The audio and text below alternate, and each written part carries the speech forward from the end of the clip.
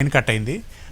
Sir, మీరు మన కార్యక్రమం చూస్తున్నారుగా, జాగోరే జాగో కార్యక్రమం. జాగోరే జాగో కార్యక్రమం మేము ప్రతి వారం ఇప్పటి వరకు మేము 32 ఆలయాలని మేము గుర్తించి ఆ ఆలయాల అభివృద్ధి కోసం యమునా పాఠక్ గారు విశేషమైన కృషి చేశారు. ప్రభుత్వం నుంచి కూడా స్పందన వచ్చింది. మేము భద్రాచలం సమస్య ఉన్నప్పుడు కూడా వాటి గురించి కూడా పోరాటం జరిగింది. మీరు ఈ జాగోరే జాగో కార్యక్రమం గురించి మీ స్పందన ఏంటి? మీకు ఈ కార్యక్రమం ఎలాంటి అనుభూతిని కలిగిస్తుంది? మనకి ఆదిశంకరాచార్యులు పాషండ మతాలను ఖండిస్తూ 2000 సంవత్సరాల క్రితం దేశంలో వైదిక ధర్మాన్ని ప్రకటించి మనకి అనేక రకాలైనటువంటి పీఠాలని మఠాలను ఏర్పరిచిన సందర్భంలోనే ధర్మ ప్రచారంతో పాటు ధర్మ పరిరక్షణ కూడా మన బాధ్యత అని చెప్పారు. ధర్మ ప్రచారానికి ఎంత విలువ ఉందో ధర్మ పరిరక్షణ కూడా అంతే విలువ ఉంది. ఆ ధర్మ పరిరక్షణలో భాగంగానే అఘోరాలు కానీ నాగసాధువులు కానీ వీరందరూ కూడా దానికే నిర్దేశించబడ్డవాడు. అటువంటి ఒక కార్యక్రమాన్ని సమాజంలో ఉంటూ ఆ ధర్మ పరిరక్షణ కోసం చేస్తున్నటువంటి కార్యక్రమంగా నేను జాగోరే జాగో కార్యక్రమాన్ని గుర్తిస్తాను.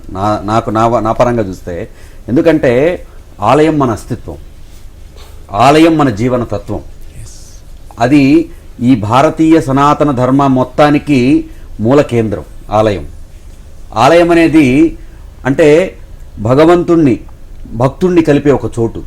అంటే ఇక్కడికి వెళ్ళి తన తాలూకు బాధనో తన తాలూకు నివేదించుకున్నటువంటి ఆలయాన్ని, ఆ ఆలయాన్ని ధ్వంసం చేస్తే మన అస్తిత్వం ధ్వంసం అయిపోతుంది అనేటువంటి ఎన్నో దాడులు మనం చరిత్రలో చూసాం.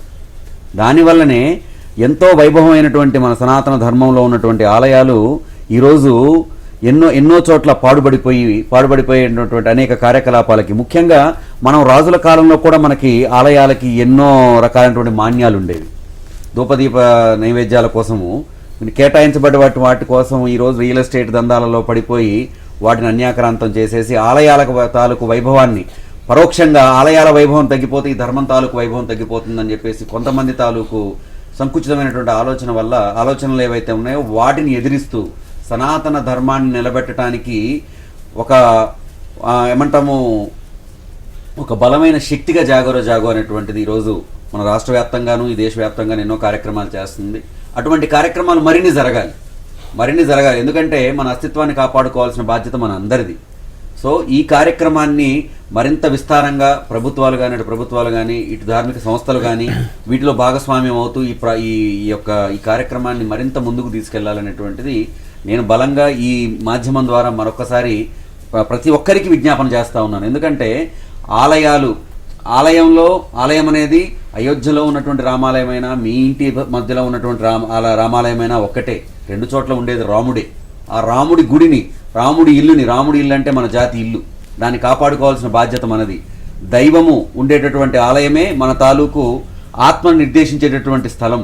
సో ఆ ఆలయాన్ని కాపాడుకోవాల్సినటువంటి ఈ మహోన్నత కార్యక్రమాన్ని చేపడుతున్న ప్రతి ఒక్కరికి ఈ వేదిక సందర్భంగా ఈ మాధ్యమం ద్వారా మా హృదయపూర్వకమైనటువంటి ఒక హిందువుగా, ఒక సనాతన ధర్మవాదిగా, ఒక భారతీయుడిగా నా ప్రత్యేకమైనటువంటి ధన్యవాదాలు తెలియజేసుకుంటాను. శర్మ గారు, మీరు జాగోరే జాగో కార్యక్రమం మీరు ఇంతకు ముందు కూడా చూసే ఉంటారు. ఈ కార్యక్రమం మీకు ఎలాంటి ఇన్స్పిరేషన్ ఇచ్చింది? భక్తులు ఈ కార్యక్రమానికి ఎలా సహకరిస్తే బాగుంటుంది? మీ అభిప్రాయం ఏంటి? యమునా పాఠక్ గారు చేస్తున్న కృషి పైన మీరేం మాట్లాడతారు? తప్పకుండా. నేను ఇప్పుడు ఈ చిత్రం గురించి అని కాదు, ఈ జాగోరే జాగో కార్యక్రమము, యమునా పాఠక్ గారి కార్యక్రమాలు నేను ఎప్పటి నుంచో చూస్తున్న వాడిని. ఆమె చేస్తున్న కృషిని నేను చూసి ఆనందించి నేను వీరితో పనిచేయాలి అని ఉవ్విళ్ళూరిన వాడిని. ఇవాళ వారితో కలిసి మాట్లాడడం కూడా చాలా నాకు ఆనందంగా ఉంది. జాగోరే జాగో అనడంలోనే మన ధర్మంలో చెప్పిన మూల సూత్రాలు అసతోమా సద్గమయ, తమసోమా జ్యోతిర్గమయ, మృత్యోర్మా అమృతంగమయ. అసత్తు నుంచి సత్తుకు వెళ్ళాలి, తమస్సు నుంచి జ్యోతి వైపు, వెలుగు వైపు వెళ్ళాలి, మృత్యువు నుంచి అమృతత్వం వైపు వెళ్ళాలి. జాగో ఇది నిద్ర లేపడం. ఎప్పుడూ ఏమంటారు, చేతనావస్థను వీడి స్వప్నావస్థలోకి వెళ్ళిపోయి చైతన్యము కోల్పోయినటువంటి భారతీయులందరికీ జాగో ఒక్కసారి నిద్ర లేపి మన ధర్మం ఏమిటి, మన శాస్త్రం ఏమిటి, మన కర్తవ్యం ఏమిటి అని చెప్పగలిగే కార్యక్రమం జాగోరే జాగో. ఆలయము అంటున్నాం, ప్రధానంగా ఆలయాలను పునరుద్ధరణ చేస్తూ మళ్ళీ దానికి కుంభాభిషేకాలు చేయిస్తూ ఆలయాలను పరిరక్షిస్తున్నటువంటి కార్యక్రమం చాలా అందరము ముక్తకంఠంతో ప్రేక్షకులందరూ కూడా అభినందించవలసినటువంటి విషయం. ఎందుకంటే ఆలయము అంటేనే ఆంగ్ ధాతువు భాష ప్రకారం, ఆకాశము అంటున్నాం. ఎందుకంటే వెలుగు ఎక్కడి దాకా ఉంటుందో అక్కడి దాకా ఉన్నది ఆకాశం. ఆలయము అంటే లయము అయ్యే వరకు అని అర్థము దానిది. అంటే ఒక మనిషి సాధనా స్థితిలోకి వెళ్ళి ఎప్పుడైతే భగవంతుణ్ణి దర్శిస్తున్నాడో అక్కడ లయమైపోతున్నాడు. నేను లేను, అక్కడ ఉన్నది భగవంతుడు మాత్రమే అనే స్థితికి చేరుకోగలుగుతున్నాడు ఆలయానికి వెళ్ళి.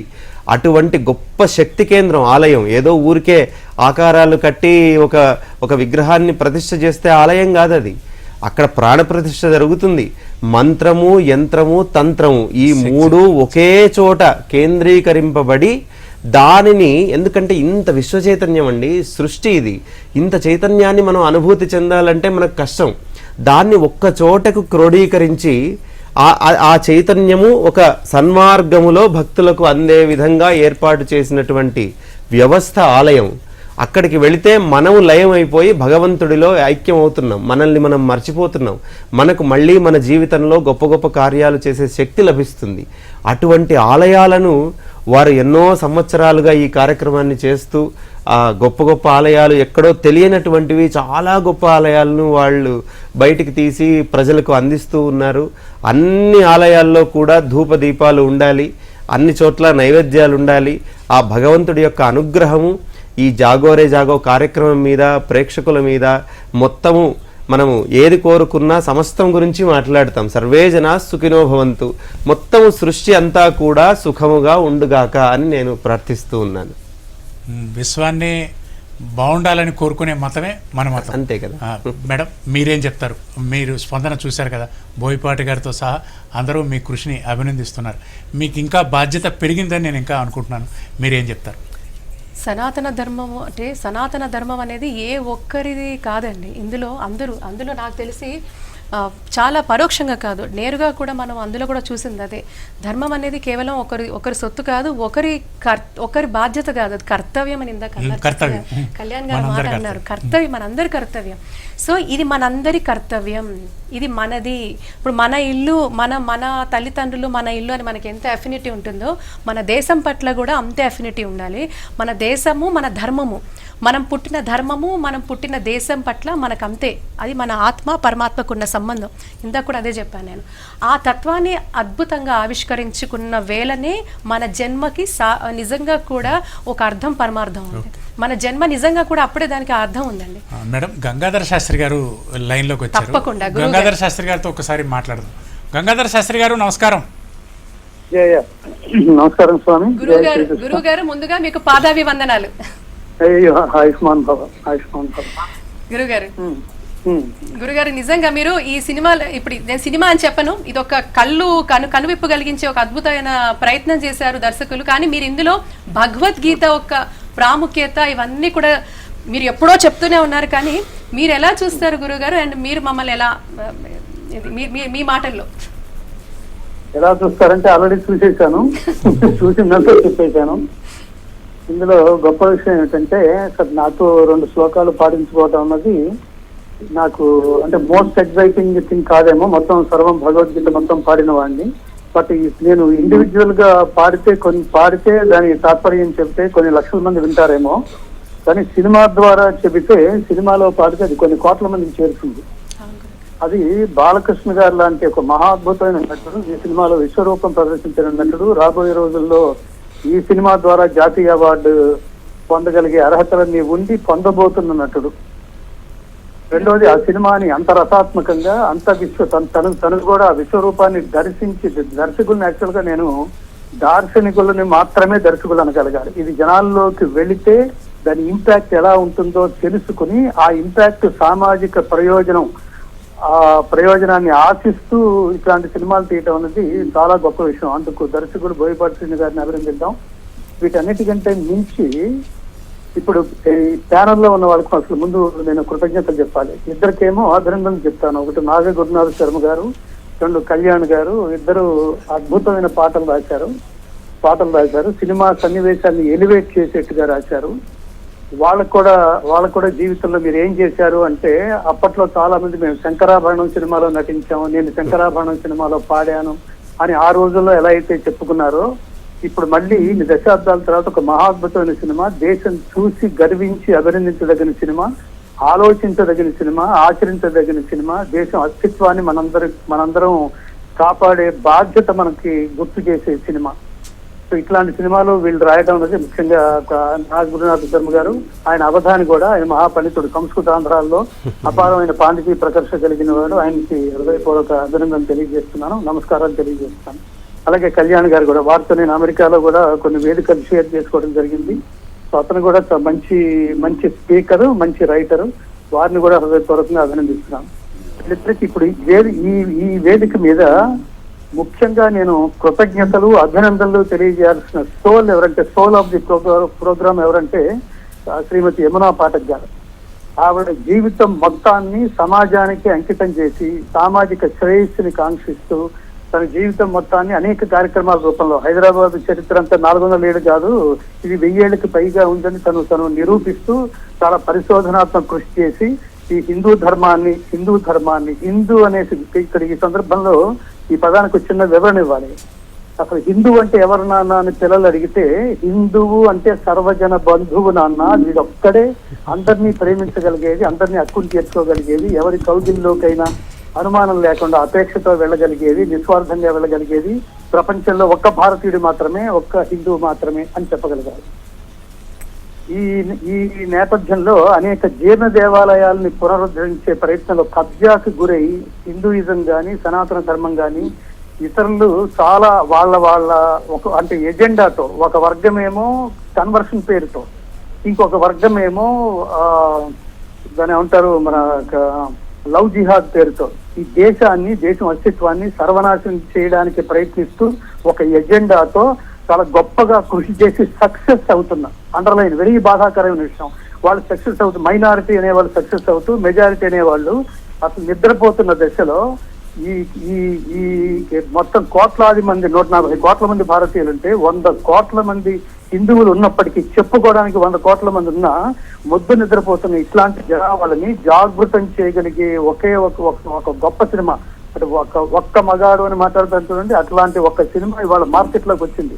దానికి చాలా ధైర్యం కావాలి, అదే అఖండ. ఇది నేను అన్ని రకాలుగా కూడా అఖండ విజయం సాధించాలని హృదయపూర్వకంగా కోరుకుంటున్నాను.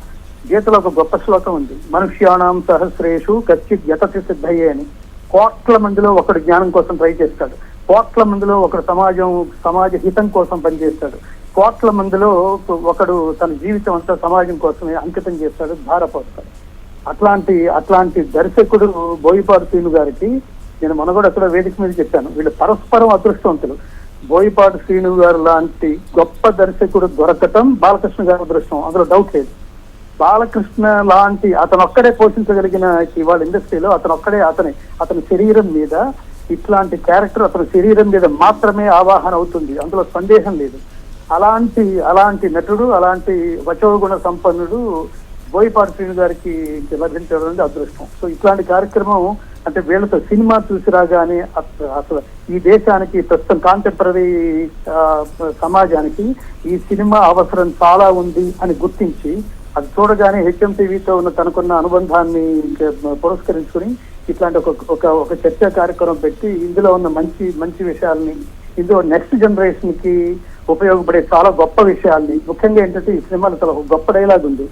మీరు ఎందుకు రామాయణం భారతాలని మీరు చదివితే చాలు, అసలు వీటి పట్ల మనకి అవగాహన ఉంటుంటే ఇతర మతాలు మన నెత్తి మీదకి ఎక్కి నాట్యం చేసి ఉండేవి కాదని బాలకృష్ణ గారి చేత చాలా గొప్ప డైలాగ్ అనిపిస్తుంది. చాలా గొప్ప డైలాగ్ అది సమాజానికి ఒక వెంటర్పు. మన గురించి knowing your self is the greatest education. మన గురించి మనం తెలుసుకోవడం, నీ తల్లిదండ్రులు గొప్పతనం తెలుసుకో, నీ దేశం గొప్పతనం తెలుసుకో, జాతి గొప్పతనం తెలుసుకో, భాష గొప్పతనం తెలుసుకో. ఇవి ఏవి తెలుసుకోకుండా మనం ఏదో స్కూల్కి పంపిస్తున్నాం, లండన్ బ్రిడ్జి ఫాలింగ్ డౌన్, చిన్నప్పటి నుంచి పడిపోతూనే ఉందండి. దాన్ని లేపిన వాళ్ళు లేదు. ఇప్పుడు వాళ్ళు లేవాల్సింది సమాజం, ఇవాళ అర్థం చేసుకోవాల్సిన సమాజం. తల్లిదండ్రులు ఈ జాతి పట్ల అవగాహన పెంచుకుని నెక్స్ట్ జనరేషన్ కి మన జాతి గొప్పతనం ఇది నాన్న అని తల్లిదండ్రులు చెప్తే వీళ్ళు వింటారో లేదో తెలియదు. అందుకని తల్లిదండ్రులు పెరట వైద్యం లాగా, అందుకని తల్లిదండ్రులు ఈ సినిమా చూసి పిల్లల్ని తీసుకువెళ్ళండి, మీ యూత్ తీసుకెళ్ళండి. నేను ఎప్పుడు చెప్తుంటాను, భగవద్గీత చెప్పేటప్పుడు this is for all age groups, especially children and youth అని చెప్తుంటాను. అట్లాగే ఈ సినిమా కూడా చిల్డ్రన్ యూత్ వాళ్ళు ఖచ్చితంగా చూడాల్సిన సినిమా.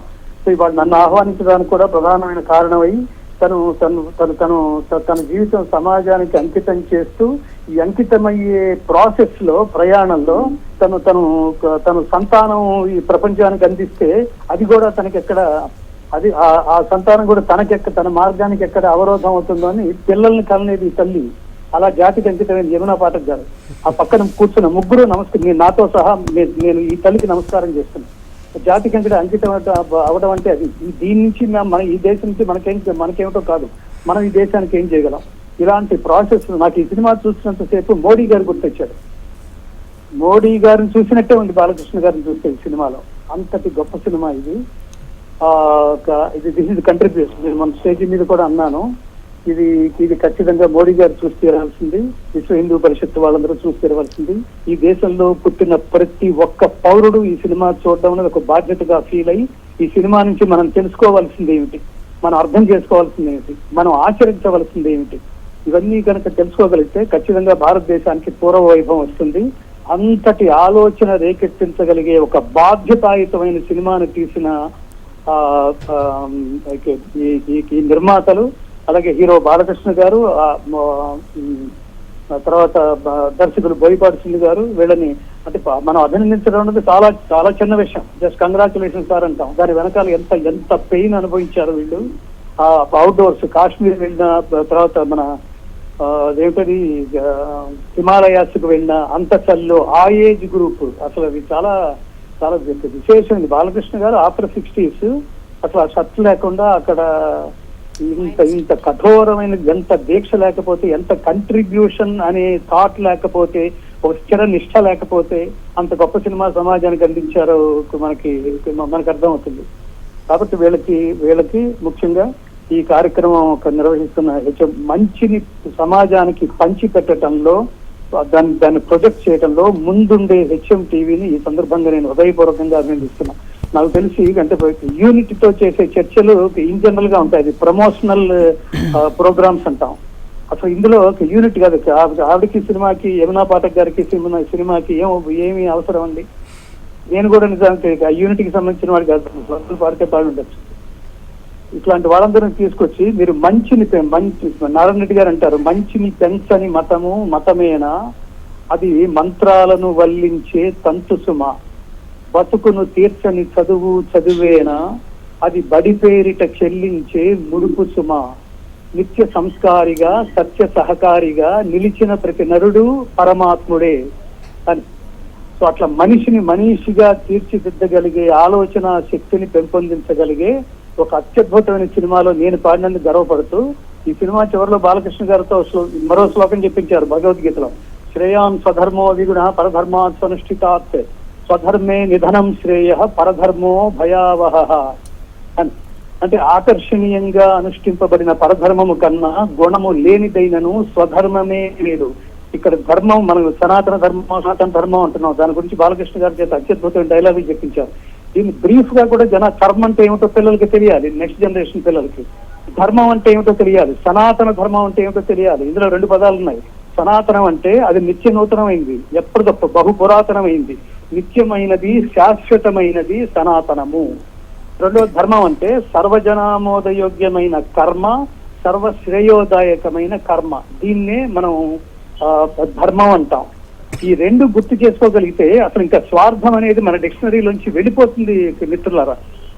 అంతటి అంటే దీన్ని మళ్ళీ ఇందులో ఏంటంటే బేసిక్ గా ప్రత్యేకంగా డైరెక్టర్ గారిని ఎందుకు అభినందించాలంటే, ఈ 2 చాలా బలమైనవి, ఏ మాత్రం దాన్ని సాగదీసిన బోర్ కొట్టేవి, చాలా వెయిట్ ఉన్నవి. ఒకటి దైవభక్తి, రెండోది దేశభక్తి. మనకి బోరింగ్ పాయింట్స్ లాగా అనిపిస్తాయి. వాటిని ఎంటర్టైన్మెంట్ తో ముడిపెట్టి రెండో బాలకృష్ణ గారు తర్వాత ఈ డైలాగ్స్ చెప్తున్నప్పుడు దాని టేకింగ్, ఆయన మీద యాక్షన్ సీన్స్, చాలా మంది లాజిక్ తో కూడా మాట్లాడుతున్నారు. వెళ్ళి లాజిక్ అతీతం, దైవం అనేది that is more than logic అంటున్నాం. ఆ దాంట్లో ఏంటంటే ఆయన ఆయన ఆయన ఆయన తపోసిద్ధుడు, ఆయనకి అణిమ మహిమ లహిమ ప్రాప్తి ప్రాకామ్యం ఈశత్వం వశిత్వం సత్య సంకల్పత్వం ఇన్ని సిద్ధులు కలిగిన వాడు. అతను ఎందుకు కొట్టాడు? అతను మనిషిని వేసి కొడితే ఏమంటారు ఆ చేతిలో తల పెట్టుకుని దిష్టి తీయగలదు, చాలా చిన్న విషయం. దాన్ని థియేటర్లో అసలు యూత్ ఎంత ఆదరించారంటే ఆయన కొట్టుడిని, అవన్నీ అంటే నేనేమంటానంటే రంధ్రాన్వేషణ ధ్యేయంతో థియేటర్కి వెళ్ళి ఈ సినిమా చూడకండి, ధర్మాన్వేషణ ధ్యేయంతో, జ్ఞానాన్వేషణ ధ్యేయంతో ఈ సినిమా చూడండి. Educative, spiritual education most important. ఆ ఎడ్యుకేషన్ ఏమిటో, దానికి స్పిరిచువల్ ఎడ్యుకేషన్ కి కేంద్ర బిందువు అయిన భారతదేశంలో ఎంతటి మహిమాన్వితమైన శక్తులు ఉన్నాయో ఆ శక్తులని అవపోసన పట్టుకున్నవాడు ఈ అఖండ రూపంలో, ఒక ఏమంటారు అఘోర రూపంలో మన ముందు ప్రత్యక్షం అయితే, అసలు దేశం గురించి మాట్లాడినా, దైవం గురించి మాట్లాడినా, ధర్మం గురించి మాట్లాడినా అసలు ఏ మాత్రం ఊరుకోడు. అతని పాత్ర నుంచి మనం తెలుసుకోవాల్సింది కూడా అదే. నేను మళ్ళీ గుర్తు చేస్తున్నాను, ఈ దేశంలో హిందూయిజం పేరుతో ఇష్టం వచ్చినట్టు అవతల వాడిని కొల్లబొడిచి హిందువుల్ని చాలా క్రూరంగా హింసించి నాశనం చేస్తున్న మిగతా జాతి గురించి ఒక్కసారి ఆలోచించండి హిందువులారా. మనం ఎక్కడున్నాం, ఏ స్టేట్ లో ఉన్నాం, మనం నిజంగా కాపాడుకోగలిగే స్థితిలో ఉన్నామా, మనం వాళ్ళని ఎదుర్కోగలిగే స్థితిలో ఉన్నామా? మోడీ ఒక్కడే రెస్పాన్సిబిలిటీనా? ఇందులో సర్జికల్ స్ట్రైక్ అనే ఒక పదం వినిపిస్తే అసలు ఏంటి థియేటర్లో అంత గొప్ప రెస్పాన్స్? సో ధర్మానికి డెఫినెట్ గా అంత రెస్పాన్స్ ఉంటుంది. అలాంటి గొప్ప సినిమా ఇది, ఖచ్చితంగా అందరూ చూడాల్సిన సినిమా. మేము రాగద్వేషాలకు అతీతంగా మాట్లాడతాం. నేను బాలకృష్ణ గారి ఫ్యాన్ కాదు. మంచి ఎక్కడుంటే అక్కడ రామనామం ఎక్కడుంటే అక్కడ హనుమంతుడు ఎక్కడుంటాడో, దైవం ఎక్కడుంటే, ధర్మం ఎక్కడుంటే, ఈ దేశ భక్తి ఎక్కడుంటే, దైవ భక్తి ఎక్కడుంటే మేము ఎక్కడుంటాం, మేము ధర్మం ఎక్కడుంటే అక్కడ ఉంటాం. నేను ఆ దృష్టితో మాట్లాడతాను. నేను సినిమా వేదికల మీదకి వచ్చి దశాబ్దాలు అయిపోయింది. ఈ సినిమాకి నేను పర్టికులర్ గా రావడానికి కారణం బాలకృష్ణ గారు నా చుట్టం కాదు, బోయపాటి శ్రీను గారు నా క్లాస్మేట్ కాదు. ఇందులో ఉన్న ధర్మం, ఇందులో ఉన్న ఆ ధర్మాన్ని పవర్ఫుల్ గా చూపించటం, ఇది ఖచ్చితంగా నేను నా కుటుంబ సమేతంగా, నా బిడ్డల సమేతంగా వెళ్ళాను.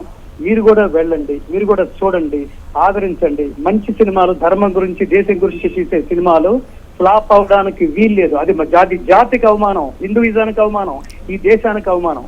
ఇది 1000 కోట్లు సంపాదించి పెట్టవలసిన ఈ సినిమాని అన్ని కోట్లు డబ్బు సంపాదించి పెట్టాలని మనస్ఫూర్తిగా కోరుకుంటూ, ఆ వచ్చిన డబ్బుని నిన్న బోయపాటి శ్రీను గారితో అంటున్నాను, ఇట్లాంటి సినిమాలు 10 సినిమాలు మార్కెట్ లోకి వస్తే హిందూ ధర్మం సెట్ రైట్ అవుతుంది మిత్రులారా, సెట్ రైట్ అవుతుంది. ఈ దేశానికి ఒక మోడీ, ఒక యోగి ఆదిత్యనాథ్ లాగా ఇది మరో మూడో వాళ్ళు ఎవరు అంటే ఇది ఈ సినిమా.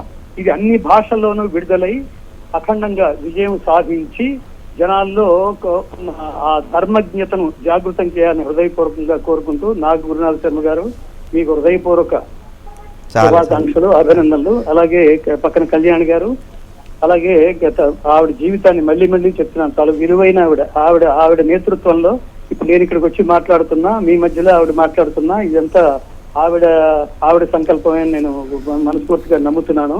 ఆ తల్లికి పరమాత్మ దీర్ఘాయువునిచ్చి సుఖము, సంతోషం, ఆనందం, ఐశ్వర్యం, సంపద, విజయం, స్థిరమైన నీతి ఇవన్నీ ఇచ్చి మన హైందవ ధర్మాన్ని, మన సనాతన ధర్మాన్ని నిలబెట్టేట్టుగా, హిందువులందరూ జాగృతమయ్యేట్టుగా ఈ కార్యక్రమం జనావళిలోకి వెళ్ళి తగిన రెస్పాన్స్ పొందుగాక.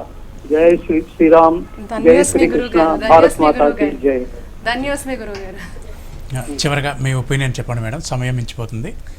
నిజంగా మరొకసారి కళ్యాణ్ చక్రవర్తి గారికి, నాగ గురునాథ శర్మ గారికి, బోయపాటి శ్రీను గారికి, నందమూరి బాలకృష్ణ గారికి, అండ్ అందులో కర్తవ్య దీక్షతో నిజంగా కూడా మన జీవితాల్లో, మన ఆలోచనల్లో రేకెత్తిచ్చిన దీన్ని నిజంగా కూడా వారందరికీ ఎవరైతే అఖండాలో భాగస్వామ్యం ఉన్నారో వాళ్ళందరికీ కూడా పేరు పేరున ప్రతి ఒక్కరికి కూడా శతకోటి వందనాలు, పాదాభివందనాలు చేస్తూ, నిజంగా జాగోరే జాగో కార్యక్రమం ఇది మా కార్యక్రమం కాదు, ఇది ఒక నిజంగా కూడా భక్తుల చేత చేయించే ఒక ఉద్యమము, ఈ యొక్క వేదిక. నిజంగా హెచ్ఎం టీవీ యాజమాన్యానికి కూడా నేను మరొకసారి శిరస్సు వంచి పాదాభివందనాలు చేస్తున్నాను. ఎందుకంటే మన అందరికీ ఆలోచన ఉండొచ్చు కాక, కానీ ఆలోచన ఆచరణగా చేసినప్పటికీ అది సామాజిక మాధ్యమాల్లో ఎప్పుడైతే విస్తరిస్తుందో, జనాన్ని చైతన్యవంతం చేస్తుందో, ప్రభావితం చేస్తుందో, అప్పుడే దానికి సార్థకత్వం. అది సినిమా కావచ్చు, టీవీ కావచ్చు. కాబట్టి ఇలాంటి సామాజిక మాధ్యమాల ద్వారా ఏదైతే దర్శకులలో ఈరోజు ఇలాంటిది ఏ ఎలిమెంట్ చేస్తే మనకి కమర్షియల్గా క్లిక్ అవుతుందనే తరుణంలో నాకు కమర్షియల్ క్లిక్ కాదు, ఈరోజు ఒక ఆధ్యాత్మిక రినైజెన్స్, స్పిరిచువల్ రినైజెన్స్ వైపు భారత్ అడుగులేస్తుంది, ఎప్పటి నుంచో వేస్తుంది. మరొకసారి కూడా ఒక రినైజెన్స్ మనం చూస్తున్నాం, స్పిరిచువల్ రినైజెన్స్. అందుకే మీరు చూస్తుంటే ఇక్కడే కాదు, భారత్లో కాదు, ప్రపంచవ్యాప్తంగా ఆఫ్రికా తీసుకున్నా, లేకపోతే ఐరోపా దేశాలు తీసుకున్నా, ఆస్ట్రేలియా తీసుకున్నా, అమెరికా లాంటి దేశాలు తీసుకున్నా, అనేక మంది విదేశాలు కూడా ఈ స్పిరిచువల్ రినైజెన్స్లో భాగమైనారు. ఈరోజు ఒక చక్కటి అడుగులతో ప్రభావితం అవుతున్నారు.